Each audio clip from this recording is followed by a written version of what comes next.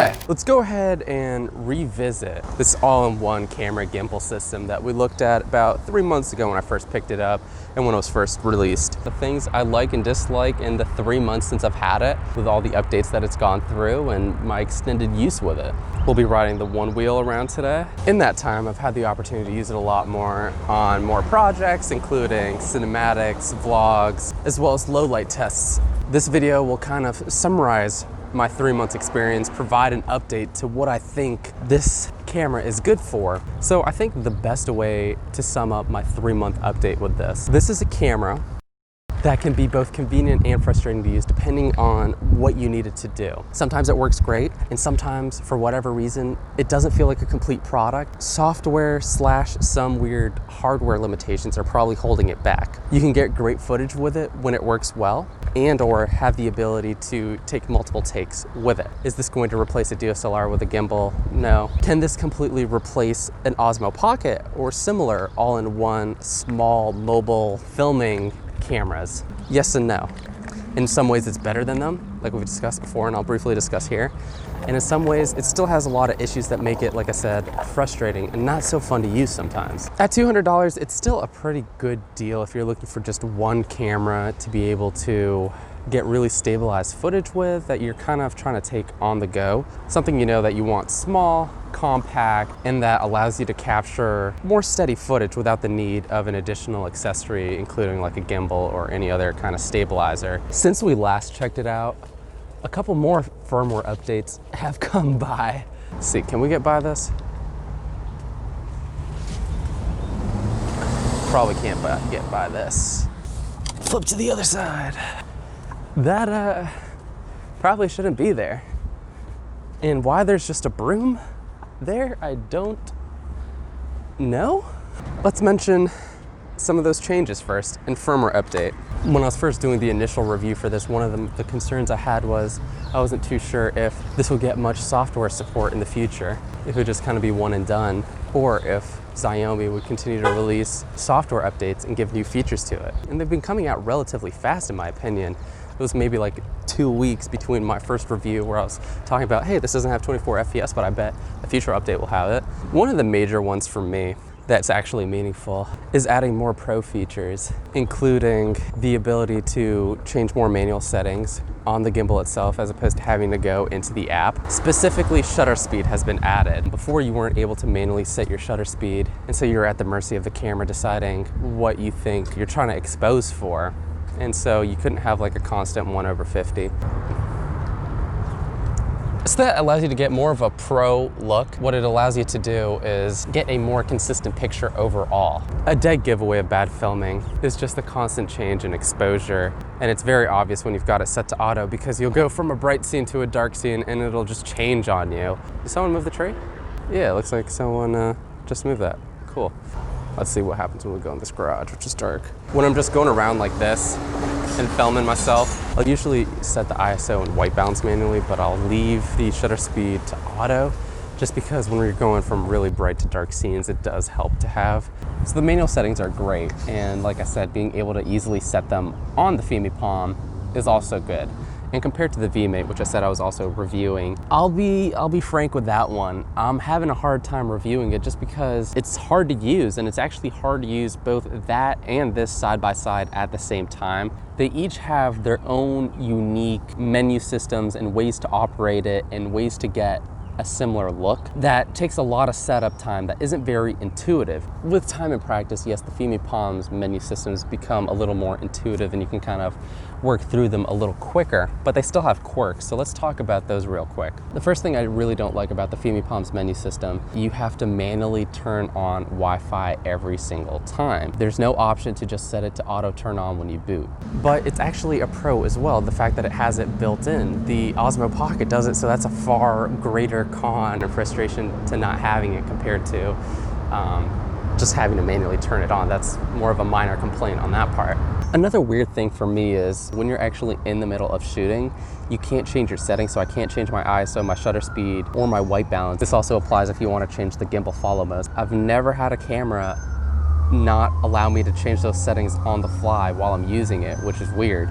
The joystick itself also isn't very user-friendly, and it'll accidentally think you're doing a click when in reality I'm just trying to adjust its up, down, left, right position. I'm not actually clicking it. Trying to manually adjust your framing, it is hard to use the joystick for that without accidentally clicking something else. And I find that I have to frequently adjust it physically touching the gimbal head. But sometimes I found when I try to rotate it or get it into the framing I want, it won't stay in place.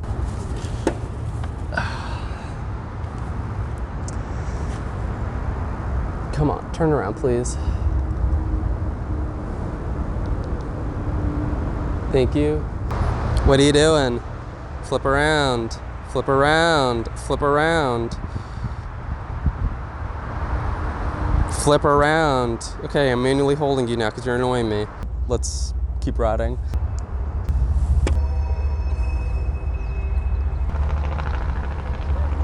And just in time to get away from the people. One thing I've noticed, a huge comparison between filming and doing any kind of review in New York to coming to Richmond is that far more people will look at you, stare at you, and either like stop and ask you what you're doing versus over there. And again, obviously this is attributed to when more people doing it there, so it's far more frequent. And two, there are far weirder things going on there that people really don't actually care. Back at the house after the camera died. Yeah, you'll learn about that later. Another weird quirk, you'll notice that I have a mount here, and it's great that it takes the standard size threading that you'll see on like a lot of GoPro and camera accessories. A monopod, a selfie stick, all that good stuff mounts really easily to it, and that's great. In fact, a con for like the 𝗍𝗵 and other competitors to this, a lot of them don't have that threading there for whatever reason. A con, however, is when you do have larger threaded items, it's just a terrible placement to have it up there. One, that's not its center gravity point. It should be somewhere around there.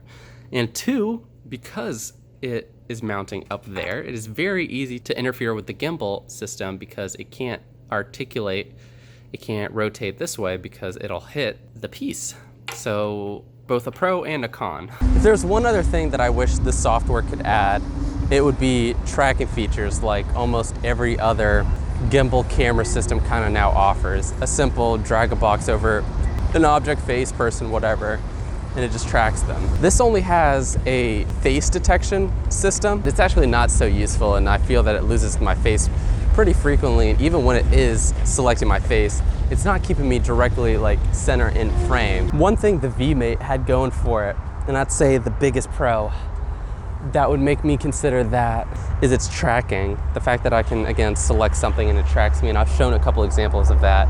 And it actually works relatively well for the most part if there's enough contrast in your subject. And my God, has it gotten hotter.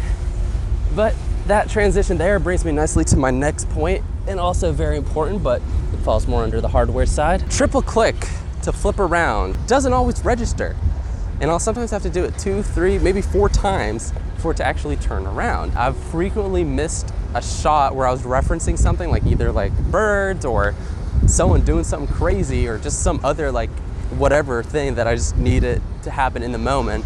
And even when you decide, hey, I'm gonna manually turn it around to my desired orientation, it'll frequently freak out. Unless you're doing like a minor adjustment, like up, down a little bit, maybe even a little bit right to left, that'll be fine. But when you're trying to turn it around 180 degrees, it'll freak out and usually either fight you for a long time until you give up, or it'll give up and it'll just completely shut off the gimbal. The internal mic on it, it seems to pick up your voice really clearly when you're talking to it in the vlogging format right here. But I've noticed, especially with some of my more recent videos where I try to vlog with this or do a review with this, between me and Mia switching off, one, you can easily block the microphone ports on this, and it doesn't have a microphone port on the back, so you can get really muffled or distorted audio really easily if you're not being careful. And for those of you who are fans of recording straight with the onboard microphone, that's out of the question. If you're going to be doing a lot of clicking, you'll hear all those clicks. The horizon is always off on this. Even when you calibrate it, it'll maybe fix it for like a second, but in general, it does not stay fixed for that long. But here's another weird one. But frequently I'll turn it on, it'll look like it's ready to record, and I'll click it, not realizing it hasn't actually started recording, and I needed to wait maybe like an extra, like another 10 seconds before it's actually good to go. There's no like kind of indication like, hey, ready to film or whatever like that. So that could be frustrating, especially again, when you're just trying to use this more of like an action camera, or you're just trying to film something really quickly, like pull it out, turn it on, and start recording. And now that I've set up at this location, I've realized this is probably too loud, considering we have a train track and 2 highways above us. Let's relocate. So I definitely wanted to cover a lot of the cons in this because it's not a perfect product, but you gotta consider at this price point, there are gonna be a lot of corners cut that I've noticed. And depending on your shooting style, they either may or may not be deal breakers for you. So yeah, you gotta figure, hey, is my budget only at about $200, or can I spend up to like $300, $350? Because I still hold the opinion that the Fimi Palm for vlogging is the better camera, especially on a budget, because you're gonna need to get a wide angle lens 100% for the Osmo Pocket, because it is just so tight on there. Landscapes and all that other stuff, again, that also is a pro on this because you get that wider field of view without the need of any additional accessories. And the image quality and the video quality, a lot of you don't agree with this, but I had the two and I compared footage between them. It's good enough in comparison. It might be like, okay, I'm being generous here, 85% as good in terms of the 4K video quality.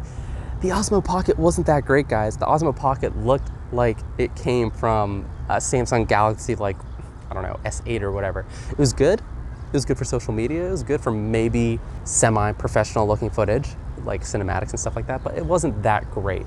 It had a lot of flaws with it, and I couldn't justify keeping it around. I didn't think it was worth it so much. And I didn't use it enough, which is one of the reasons I sold it. One of the reasons I didn't use it enough is because I primarily got it as a vlogging tool, and I didn't think I could vlog as easily with it because of that narrow field of view. Another pro on this is that F-Log, which I talked about briefly in a previous video, but again, gives you more flexibility with color grading it, as well as makes it far easier to match your footage to other cameras if you're recording and trying to match your footage. The V-Mate, as well as some of the other knockoffs, which sometimes cost more, don't offer that as of yet. So that's a good place to wrap it up. I know I primarily focused on a lot of the cons, and the reason for that being is these are new cons that I've kind of discovered since my initial reviews of it that I definitely wanted to share and update you guys with. If you want to learn more of the other pros, which I kind of highlighted here, but you want to get more details on them, then check out the earlier reviews I did. It's a good camera, but you need to understand what it's good and not so good at. As far as being able to easily whip it out and film yourself, in general, you can do that pretty well. Keep in mind, however, again, it's sometimes a little slow to boot. And the other big thing is sometimes the gimbal system is a little messed up for 2 primary reasons. But if you're willing to live with those cons, you'll still be getting, like I said, video footage, which is 85 to like 90% as good as like an Osmo Pocket.